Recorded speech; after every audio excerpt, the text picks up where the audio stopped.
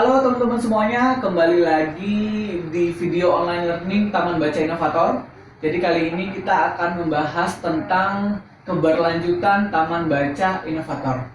Jadi kata kuncinya adalah keberlanjutan. Jadi ketika kita awal-awal dulu membangun Taman Baca, pertanyaan besar kita adalah sampai kapan kita akan mendampingi Taman Baca Inovator di daerah? Apakah cukup kasih buku sekali, setahun, 5 tahun, atau bahkan kita akan mendampingi selamanya? Akhirnya kita memutuskan bahwa kita akan mendampingi Taman Baca selama 3 tahun dengan harapan setelah itu mereka terus berlanjut. Karena energi Taman Baca Inovator perlu kita sebar juga ke titik yang lainnya. Pertanyaan pertama adalah kenapa harus berlanjut? Jadi sederhananya jawabannya agar terus bermanfaat bagi anak-anak di sana. Meskipun nggak kita dampingi, tapi secara mandiri itu masyarakat di sana, guru-guru di sana, orang tua dan pemerintahan desa, mereka terus menjalankan program-program Taman Baca dan terus bermanfaat bagi anak-anak di sana. Jadi Taman Baca Inovator yang berlanjut atau mandiri itu seperti apa? Yang pertama adalah taman bacanya masih buka seperti biasa. Jadi mereka masih buka dengan secara sukarela. Yang kedua, Taman Baca itu masih memiliki pengunjung. Anak-anaknya tetap datang ke Taman Baca meskipun nggak kita dampingi lagi. Yang ketiga adalah Taman Baca masih didatangi oleh relawan-relawan yang biasa datang sewaktu kita dampingi. Jadi masyarakat secara mandiri bisa menerima relawan, bisa mengelola relawan secara mandiri. Yang keempat itu adalah Taman Baca masih mempunyai program-program bagaimana untuk menarik anak-anak datang ke sana. Dan yang terakhir adalah Taman Baca Inovator itu bisa berkolaborasi dengan banyak pihak. Tidak hanya satu pihak, bisa dengan pihak desa, bisa dengan sekolah, bisa dengan relawan, ataupun dengan orang tua atau masyarakat di sana secara mandiri. Selanjutnya adalah siapa saja yang menjadi kunci keberlanjutan atau mandiri Taman Baca Inovator. Yang pertama adalah pihak sekolah. Pihak sekolah ini merupakan pusat pendidikan anak-anak. Anak-anak bisa menghabiskan waktu di sini itu hampir 5 jam sampai 6 jam mungkin di sana. Jadi sekolah menjadi penting untuk keberlanjutan Taman Baca Inovator. Yang kedua adalah tokoh lokal. Tokoh lokal merupakan orang yang berpengaruh di desa.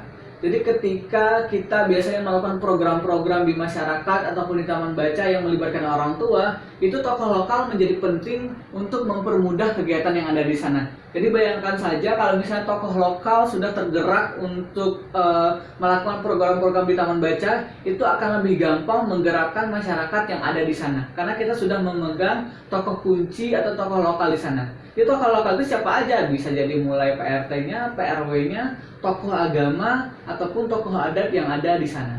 Yang ketiga adalah pemerintahan desa. Karena mereka ini mempunyai kekuatan yang cukup besar untuk menggerakkan masyarakat mengadakan kegiatan-kegiatan literasi di desa atau di kampungnya masing-masing. Selain itu, pemerintahan desa juga mempunyai sumber daya yang cukup banyak. Dan bisa jadi program-program yang sudah dibikin itu dijadikan sebagai program milik pemerintahan desa yang akan terus berlanjut dilakukan untuk anak-anak. Dan yang menjadi kunci keberlanjutan Taman Baca Inovator yang terakhir adalah staff.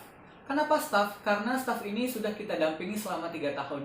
Jadi mereka ini sudah paham bagaimana program yang baik untuk anak, bagaimana mengklasifikasikan buku, bagaimana menyusun buku, dan yang terakhir adalah bagaimana menarik anak-anak untuk tetap datang ke Taman Baca. Jadi staff itu nggak bisa dipisahin dari keberlanjutan Taman Baca. Karena staff inilah yang mempunyai pengetahuan lebih, mempunyai pengalaman lebih untuk tetap melanjutkan Taman Baca ini. Untuk mewujudkan keberlanjutan sebuah program Taman Baca tentu tidak mudah. Kita akan menemukan tantangan-tantangannya. Yang paling sering kita temukan adalah berhenti di tengah jalan. Tidak selesai program itu. Kenapa?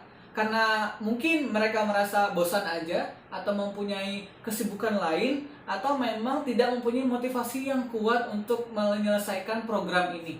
Jadi teman-teman, silahkan temukan motivasimu sendiri.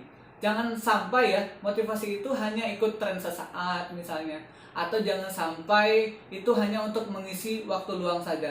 Jadi silahkan temukan motivasi sendiri yang kuat untuk tetap melanjutkan program-program Taman Baca. Tantangan yang kedua adalah Terkadang kita susah mencari penerus ataupun teman untuk program keberlanjutan Taman Baca kita. Misalnya kita udah menjalankan program Taman Baca kita selama 1 tahun. Kemudian karena ada satu atau lain hal, kita harus melakukan aktivitas lain dan mau nggak mau harus memberhentikan Taman Baca tersebut. Apakah taman bacanya harus berhenti? Tentu tidak. Makanya untuk mencari penerus ini agak susah. Dan itu harus sefrekuensi dengan kita.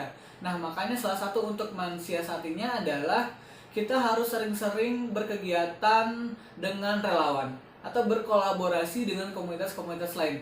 Nah, di sanalah biasanya kita akan ketemu dengan teman-teman yang sefrekuensi, teman-teman yang mempunyai cita-cita yang sama untuk melanjutkan program ini. Jadi toh pun nanti kita akan selesai menjalankan suatu program, tapi akan selalu ada teman-teman yang satu cita-cita dengan kita yang akan melanjutkan program tersebut. Jadi teman-teman, itulah sharing dari saya tentang bagaimana menyiapkan sebuah program taman baca yang terus berlanjut. Kuncinya adalah yang pertama, tetap temukan motivasimu sendiri. Kemudian yang kedua adalah terus berkolaborasi dengan orang lain, apakah itu dengan relawan, apakah dengan komunitas.